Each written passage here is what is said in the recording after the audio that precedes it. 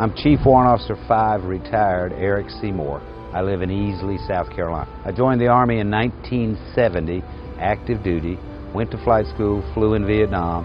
1972, I elected to get off active duty and came in the South Carolina National Guard, and I retired in January 14 with 43 years, 7 months, and a few days. I served with General Livingston in my last post for about 3 years as the Command Chief Warrant Officer for General Livingston. So I was directly reporting to him and on his staff for all warrant officer issues. I'm Eddie Goff. I'm retired Colonel, South Carolina National Guard. I have 34 years of military experience. I retired in 2011. I am Amanda Kane. I am from Spartanburg, South Carolina. I served with General Livingston in Afghanistan from 2007 to 2008 while he was the task force commander of over 10,000 troops that included soldiers, sailors, Marines, and Air Force. My name is Fred Morrison. I live in West Columbia, South Carolina. I've been privileged to know the Livingston family for 50 years now. I retired from the Guard 15 years ago as a colonel, and I had 38 years service in the Guard at that time.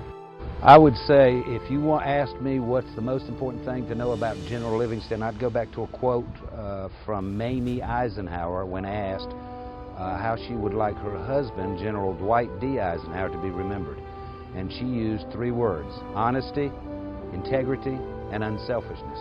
And I would say those 3 words describe to a T General Livingston. He's the most honest man I've ever met, with the greatest integrity, and in fact all decisions he makes are based on integrity, and he's unselfish. For example, when he came in, our unemployment rate with our traditional soldiers was at above 16%. He made it a point to get that number, and it is now below 4%.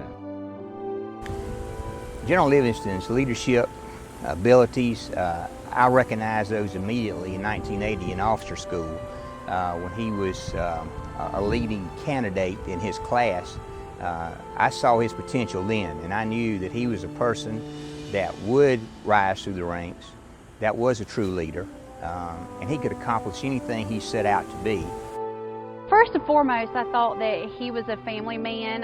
He always stayed in constant contact with his family back home, as well as making sure that our family programs were heavily involved in our deployment, which really meant a lot for our soldiers who were deployed for the first time. To know that their families were being taken care of really helped the burden of their deployment.